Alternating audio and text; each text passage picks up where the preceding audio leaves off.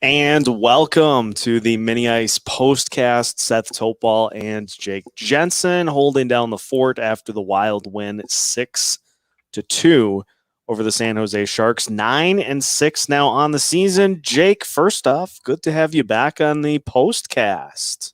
Yeah, it feels nice. A couple, times off, and naturally, I'm here at the 9:30 start time. So at least they got a win and made it interesting. Yeah, it was a fun game, although San Jose scored first like 15 seconds into the game, and at that point you're like, oh boy, here we go. And then the Wild flipped it and they scored twice in the span of like 20 seconds. And after that, just cruised to a nice win. And for a team who, through the first like 10 games of the season, we saw some real challenges they had offensively. Not the case here over the last like 4 or 5 games, man. Yeah, I mean, I've had some time off, so you've had a chance to see this team unfold. But second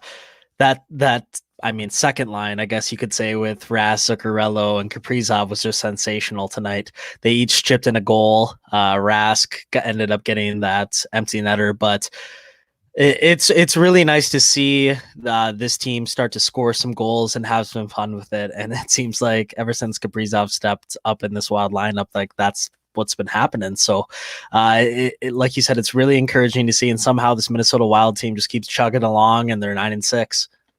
Well, and I mean, when you look at, what Dean Evison has been able to accomplish here over the last couple of games, and he needs to be given full credit for what has happened here over the last 2 or 3 games when we saw those lines really get juggled. He now has come up with 2 lines that have shown that they can dominate on any single night. You've got the Joel Eriksson-Ek, Jordan Greenway, Kevin Fiala line, which dominated 2 games ago on Saturday. And now you've got the Kaprizov, Zuccarello, and Rask line that dominated tonight. And so now, instead of having all this mismatch and this jumble of parts, you've got 2 lines that have like peak chemistry, and that's all coaching. That is Dean seeing how this team plays and finding the correct combination to put together.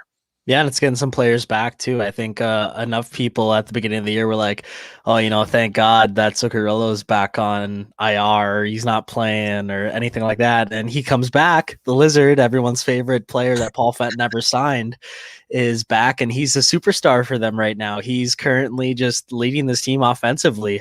A 3-point night tonight. Rask had a 3-point night. I don't know what else to say. Like, this team just continues to not make sense. Yeah, I mean, it just was a good indicator of what kind of night it was when you have Marcus Foligno, who has the Gordie Howe hat trick, and Yes, ends a fight with, and I'm not even going to try to pronounce the name of the Sharks player. He ended the fight so quickly with one punch that then he motioned to the refs and he's like, yeah, we're done here. Like, you can come get this guy and escort him to the locker room. I think I've made my point. Yeah, that's what it was. It was the come over here, not the. That's beautiful. But yeah, I mean, everyone was playing tonight. It's weird because it started out and you're like, oh shit, here we go. 1-0 early on. Brent Burns is the one that undresses Jonas Brodin, but everything worked out after that, and they had a nice, easy, comfy game, I guess, moving forward. So it was nice to see, and good for us to stayed up this late, because typically it's like a 1-0 Wild loss that we're dealing with when it's that this time of night. Yeah, poor Martin Jones got yanked, so we got to see Devin Dubnyk come in for a good portion of the game. He did give up a couple of goals, but you look at the other end, and Capo, 2 goals allowed tonight, and again, he just continues to be really, really solid. Where Talbot is ready to come back, and now I think you've got a legitimate question as to how much playing time does Capo deserve going forward, because he has earned every second of what he's been given here while Talbot's been on the COVID list. I think you're exactly right there. And, He is. I mean, everyone thought about this going into the season is whether Cabo Kakinen would have a role on this team. Right now, it's his spot, but until he gives up that reign, I mean, Cam Talbot was brought in as the number one. You're not just going to pay that guy to not be your number one, but maybe you can start.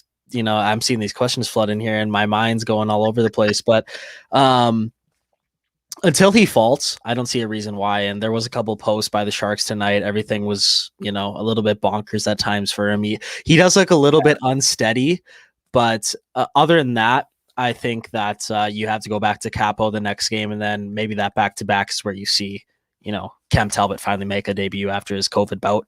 Yeah, I agree. So we have a lot of listener interaction was what we were hoping for when we started to do these live. So we'll just kind of cycle through what we've had so far. Yes, what a night indeed for the Wilds. A great game, and it just continues after they throttled the Ducks for those two games. Now they continue it with the Sharks series.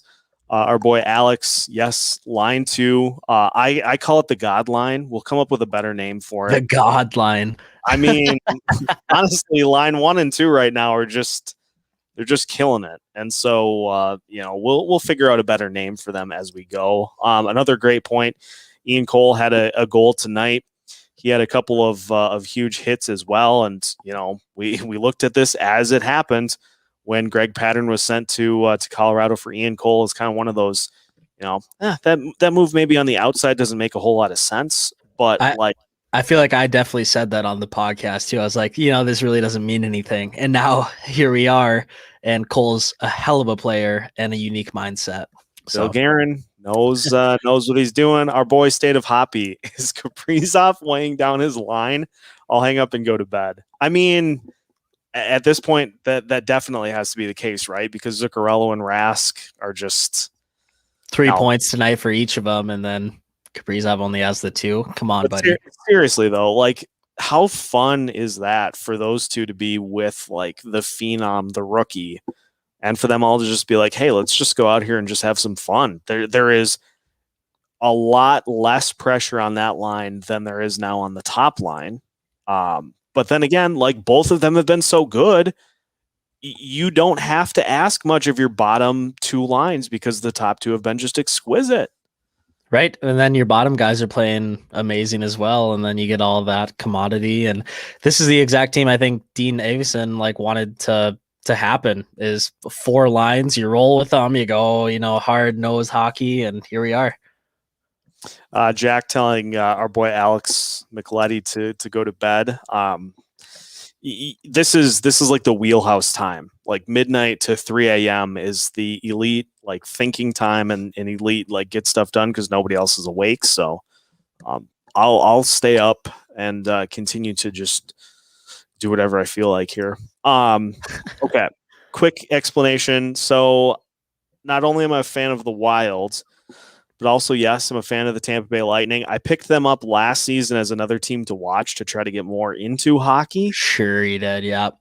And so I picked them up before the season started. And so, not a bandwagoner. I just decided I should get some merch to go with it. So that's a little quick story into the Tampa Bay that you see. But it's always first and foremost what the hat says. So, all right, cycling through a couple more. Has Kaprizov ever been in the box? I mean, I'm sure taken a penalty, but I don't. Yeah, he's just a hell of a player. He really is. I don't know if he has been to the box this year. I can't think of a time that he has. But he certainly draws a lot because of the way that he plays. And he's just one of those guys that doesn't seem to get rattled. It's like, I'll do a quick comparison here, but I just played men's league on Sunday night, and, those guys that are constantly looking for a reaction out of you, tapping you on the stick or, giving you a little shot here and there. And it's like, he just doesn't care. He's just lackadaisical about it and loves his business. So I think he could definitely win the Lady Bing someday. Little stick tap, right to the shin, midsection, whatever stuff. Yeah, Face? No, not face. Anything but the face. What are your thoughts on Parisi's play recently? Well, we were kind of talking about it during the game, you and I, as we always do, and he's clearly frustrated. Yeah. He's a frustrated player right now, and I think that comes with him finally not being the main focus of this team, and that probably weighs on him mentally a little bit. I know that he's a guy that gets in his own head very frequently, so I think maybe that has a little something to do with it. He's been playing a good third line role lately. I'll be honest with you. I think that's about all he is right now. Yeah, and we've talked about this too. We see kind of the two vets in Parisi and Suter, and one seems to have kind of embraced being needed less in Ryan Suter because you have so many other elite defensemen around him. So you're seeing Suter kind of, okay, I'll step into that more complementary defensive role, not have to be the guy that is carrying everybody on his back on a nightly basis. I'll have an extra Miller Lite every once in a while. I mean, why not? And then you see Parisi, who is, still trying to kind of find that. And it'll take him a while to get there, but, it's Zach Parisi. And you'd like to think that whatever is going to be in the best interest of the team will be in his best interest, but get that boy's chocolate milk. He'll be good. Two God lineups, 2 God lines, and it's not much more you can ask for. Final question, I think we'll kind of start to wrap up. Favorite Wild player on this current roster? Oh boy. I mean, it's pretty obvious, isn't it? I think it's Kirill Kaprizov. Yep. I don't really have anything else to say there. I mean, I love Victor Rask though, and I love everything that he's done. 49 is my favorite number, so he's been putting it on there. So we'll see. Wyatt giving a little preview of report cards. Yeah, 100% has to be a 5 out of 5 because Gordie Howe hat trick, and he ended a guy's night with one right hook, one perfectly placed right cross to the face, and whatever that guy's name was, that was it. It's like trainer's table for me the rest of the night. Sorry, can't do it. Coming up the rest of the night, Jake will have your 3 stars dropping here as soon as we hop off the air. Actually, it's a good question to finish. That maybe you have the answer to, or maybe this goes into a topic that we answer on the podcast. Yeah. I mean, I think I've been thinking the same thing, and I'm not really quite sure why there hasn't been as many. Parise's career almost ended a couple years ago because of these cross checks that he's been taking to the back. And, I think a lot of people think about, I forget the player it was, but it was Drew Doughty. He gave, I think it was Fiala maybe in that LA game where he just gave it to him on the side there. And it just went uncalled, and he kind of gets up and he's like, what the hell, what's going on here? So I do think that's a problem, and I don't really understand the reasoning why the refs are not calling these cross checks, because they're pretty egregious right now. So that'll be something that we can tap into moving forward, and maybe even start making some statistics out of. So we'll look into that more at MinnyIce here for sure. I like that. And I think that's where we're going to cut it for questions. Thanks to everybody who submitted questions here tonight. And, we'll be doing this as the season unfolds with these live post games. So if you want to get involved, you certainly can. Jake's 3 stars dropping here shortly after we hop off. Then tomorrow we'll have report cards, of course. And I think I've got something in the works that people are going to like that we'll be dropping tomorrow as well. So Wild win 6-2. They're 9-6 on the season. And that will do it for the MinnyIce Postcast. Make sure to check out MinnyIce.com for your leading source of Minnesota Wild content in the state of Minnesota. He's Jake. I'm Seth.